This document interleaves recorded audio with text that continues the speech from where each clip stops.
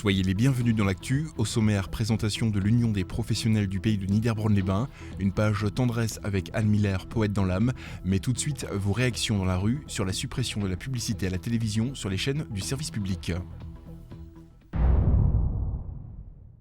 Députés et sénateurs ont voté la suppression de la publicité sur les chaînes publiques.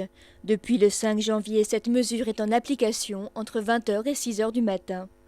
Que pensent les téléspectateurs de cette évolution? Vos réactions? Ça m'arrange beaucoup, parce que souvent je zappais au moment des pubs, et voilà. On se couche un peu plus tôt tous les soirs, c'est bien. Ou la 3, ou la 4, ou la 5, j'en avais pas trop, j'avais pas l'impression qu'il y avait trop de publicité en fin de compte. Ça embête quand on regarde un bon film et puis il y a la pub entre, et puis c'est pas bien. Ça dure trop longtemps et puis... C'est pas mal pour les gens qui veulent se coucher tôt, donc ils sont plutôt pour les programmes du soir. Mais bon, moi j'aimais bien la pub aussi, ça me dérange pas. On a le temps de faire pas mal de choses quand on n'est pas là, on n'est pas juste à l'heure. Bon, puis moi j'ai jamais été juste à l'heure. On a toujours quelque chose à faire le soir, c'est vrai, quand on travaille. Si à l'heure actuelle, la conséquence la plus perceptible est effectivement l'avancement des programmes de soirée, les moyens de compenser le manque à gagner venant des recettes publicitaires font aussi débat. Je suis pour, mais alors contre la redevance qui, elle, augmente de 2 euros maintenant. Et puis en 2010, de 4 euros, donc 2, ça fera 120. Ce qui est énorme, quoi. On pouvait taxer autre part que là, quoi. Bon, on peut pas tout avoir, changer les pubs, enlever les pubs et payer la même chose, ça marche pas. Après, il faut compenser. De toute façon, tout augmente, sauf les salaires et les retraites. Vous espérez des programmes de meilleure qualité? Oui, un peu, parce que des fois, il y a trop de violence dans leurs trucs là. Les séries américaines, là, des fois, il y a trop de violence, quoi. Est-ce que vous êtes prête à payer plus si les programmes sont de meilleure qualité? Un peu, oui. Si c'est meilleur, oui, mais bon, pas trop quand même. La suppression totale de la publicité sur les chaînes nationales publiques est prévue d'ici 2012. Parmi les principaux défis à relever, une garantie de financement suffisant, sans pour autant surtaxer le contribuable, et le développement d'émissions de qualité et diversifiées.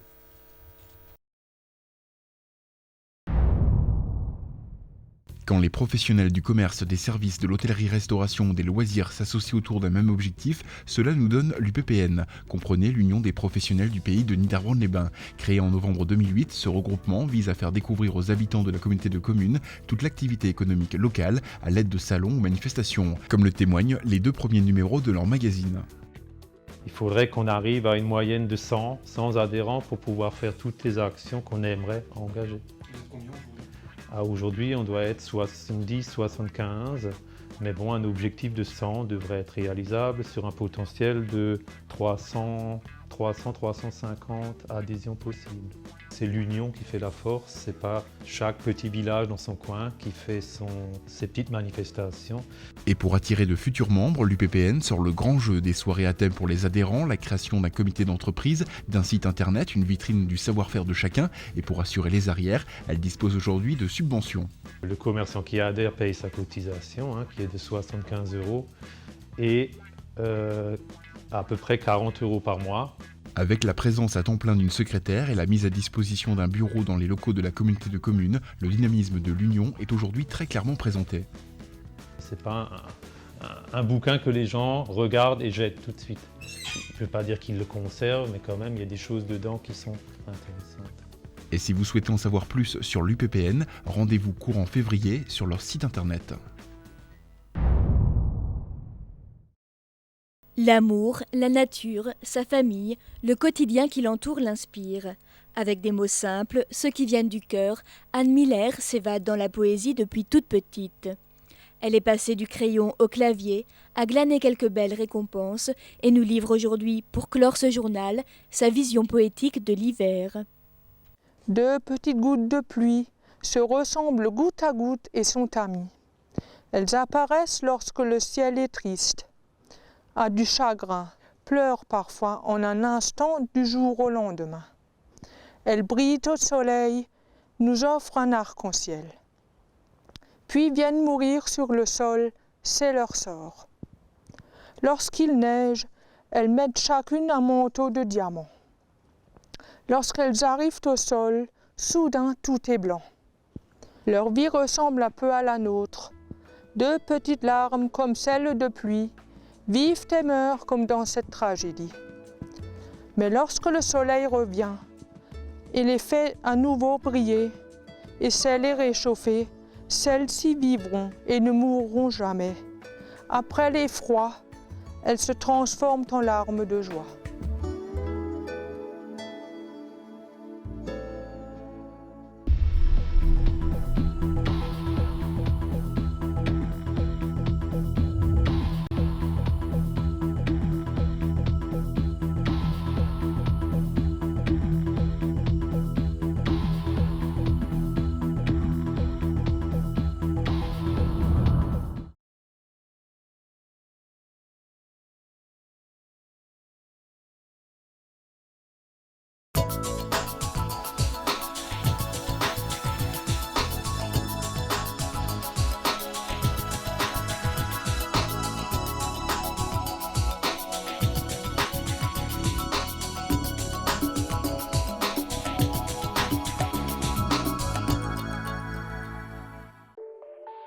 Avec les températures négatives de ces derniers jours, de nombreuses chaudières tournent actuellement à plein régime. Des modes de chauffe qui à tout moment pourraient présenter une défaillance technique. Des pièces défectueuses qui nécessiteraient du coup leur remplacement. Vous ne le savez peut-être pas, mais pour certaines d'entre elles, elles proviennent d'ici. Nous sommes sur le site du centre de pièces de rechange multimarque de Dietrich à Reichshofen. Notre rôle, c'est de jouer le rôle de plateforme logistique, d'avoir ces pièces en stock et à la demande du client, à travers l'administration des ventes, on redistribue ces pièces, en général avec un délai très très court, puisque la pièce attend rarement. Sur ces étagères, plus de 25 000 pièces attendent destinataires. Située sur le site d'une ancienne scierie, devenue ensuite un atelier de tôlerie, cette usine est actuellement et depuis 23 années maintenant dédiée au thermique. En moyenne, de mi-septembre à mi-mars, plus de 1500 colis par jour sont expédiés à 50% à travers la France, 30% vers l'Allemagne, 10% vers la Suisse et les autres 10% vers des destinations plus lointaines comme la Chine, les États-Unis ou la Russie. Pour gérer au mieux les différentes commandes, 62 personnes sont réparties dans les différents services. Du côté de l'accueil téléphonique, l'échange est international. On y parle différentes langues, normal pour une entreprise qui travaille avec le monde entier. Mais pour autant, ce grand magasin de pièces détachées est uniquement accessible aux professionnels. Mis à part le personnel et les retraités de l'entreprise, aucun particulier n'est en mesure de se procurer la moindre pièce. Aux manettes de cette usine, un groupe hollandais qui aujourd'hui peut se frotter les mains des bons résultats qu'affiche la direction. Fabien, j'ai eu hier l'ami Charles Nil. Le centre pièces de rechange se porte très bien. On fait à peu près un chiffre d'affaires de l'ordre de 21 millions d'euros. On a une croissance organique d'environ 10% par an. Et ce depuis au moins depuis 5-6 ans maintenant. Et on profite notamment des progressions qu'on a dans tous les pays et donc du parc qui existe et donc de toutes les pièces de rechange qu'on doit vendre sur ce parc. Et comme le dirait Alain Bachung dans l'une de ses chansons, ma petite entreprise connaît pas la crise. Non, au contraire, je dirais même que si crise on doit sentir au niveau du groupe de Dietrich, ça ne sera pas au niveau des pièces parce que les gens ont plutôt tendance à réparer les chaudières qu'à les changer et ça aura à nouveau un impact plutôt positif sur le site en lui-même. Découverte à présent du fonctionnement de ce centre et tout commence au contrôle arrivage. Ici, on réceptionne et on valide les pièces en provenance de la fonderie de Niederbronn, de l'usine de Dietrich de Merswiller, de Thann ou d'autres fournisseurs. Cette étape est décisive pour valider le matériel avant son stockage tout en respectant les délais. Et pour superviser l'ensemble du suivi des différentes commandes, un homme qui connaît bien la maison depuis sa création en 1986. Chaque jour, il a pour mission les exigences et la satisfaction de la clientèle.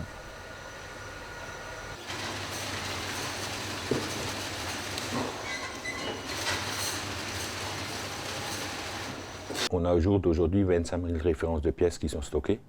Donc s'il n'y a pas de rangement, on ne trouvera jamais les pièces, donc on ne pourra pas servir le client. C'est impossible. Pour moi, c'est quelque chose de primordial, c'est le service au client pour pouvoir les dépanner, surtout en période hivernale. Je pense qu'on n'a pas le droit de laisser les clients plus de 24 heures en panne. Pour cette entreprise, valoriser le produit avec un bel emballage approprié a toute son importance. C'est la deuxième étape du voyage des pièces, et cela avec l'utilisation de cette machine par exemple. Durant toute sa vie, dans ce lieu, la pièce sera identifiée à l'aide d'une étiquette qui comporte, outre les informations nécessaires à celle-ci, un code barre. Un élément qui aura toute son importance pour le référencement de celle-ci.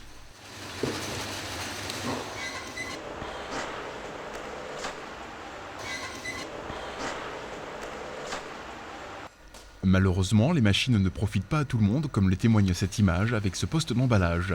Mais afin d'éviter tout risque d'accident du travail, l'arrivée de technologies nouvelles, comme cette machine d'une valeur de 35 000 €, semble être nécessaire. Et sur ce point-là, la direction est convaincue de la chose.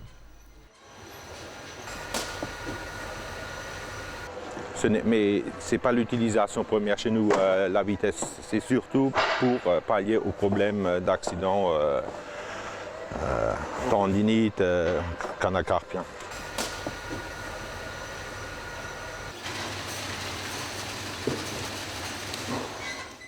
Après le pré-emballage des pièces, place à la préparation de la commande. Avec 10 000 m² de stockage, c'est à ce moment-là que le code barre rentre en jeu. Voilà, donc je vais prendre cela. Donc ça c'est des commandes, on a des gisements, une référence, la pièce, ce qu'elle veut, ce qu'elle signifie et la quantité à chercher. Donc on va chercher dans le FD 10.3. Donc tout est répertorié par ordre alphabétique.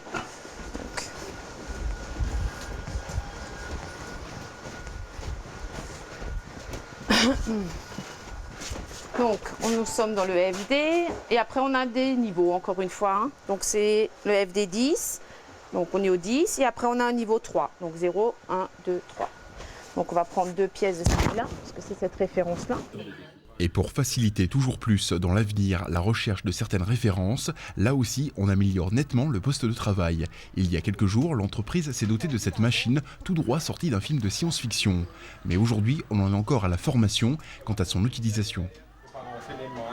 Vous scannez juste le code à barre ici, qui est l'emplacement. Okay. Le stocker va automatiquement chercher le plateau qui est indiqué ici. Affaire à suivre. À présent, retour à notre commande. Donc on a un code barre sur la commande. Celui-là, on va le prendre au laser qui définira la commande pour être enregistré dans SAP. Donc, et après, vous voyez, chaque pièce a un code barre qu'il faudra prendre. Toutes les pièces, il faudra les prendre. Donc, chaque pièce, il faudra prendre. Après, on a un code barre final qui après servira à l'expédition. Donc, on prend le code barre final. Donc, après, on a un tableau qui nous montre. Donc, quand on a du vert, c'est bon. Toutes les pièces sont là. On a un feu orange, ça veut dire qu'on a la bonne pièce, mais pas la bonne quantité. Et un feu rouge, c'est qu'on n'a pas du tout la bonne pièce. Donc, normalement, avec le laser, on ne peut pas se planter. On devrait arriver à tout faire normalement et juste.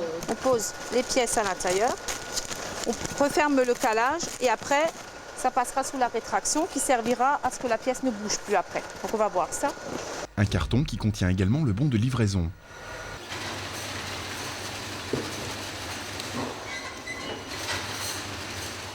Et l'astuce pour maintenir l'ensemble de la commande, c'est cet air chaud soufflé au-dessus de la boîte. L'ensemble sera ensuite cerclé pour terminer avec l'étiquette du transporteur à coller directement par le centre.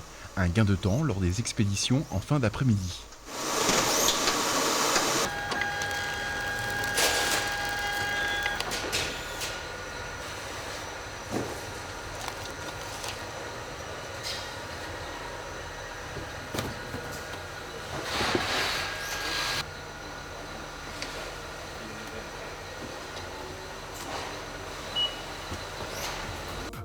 Pour les pièces plus volumineuses, direction la cellule emballage lourd au rez-de-chaussée.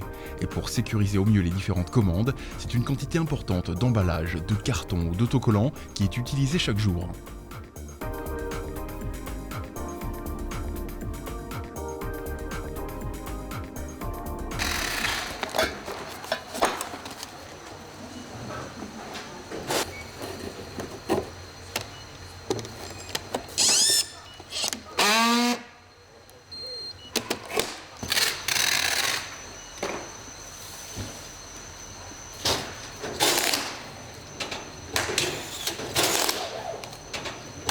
Après toutes ces étapes, l'ensemble des commandes se trouve en zone de validation, dernier voyage avant l'arrivée des transporteurs. Mais avec plus de 1500 colis par jour et des pointes allant jusqu'à plus de 2000 colis mi-janvier, comment expliquer ce flux important de pièces?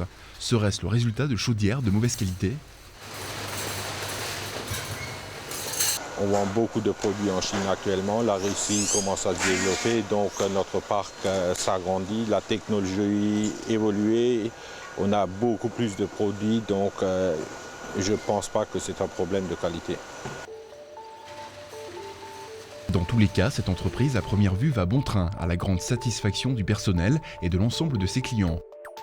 De nouvelles embauches pourraient également voir le jour, un signe d'une belle réussite face à une année qui s'annonce des plus inquiétantes dans d'autres secteurs d'activité.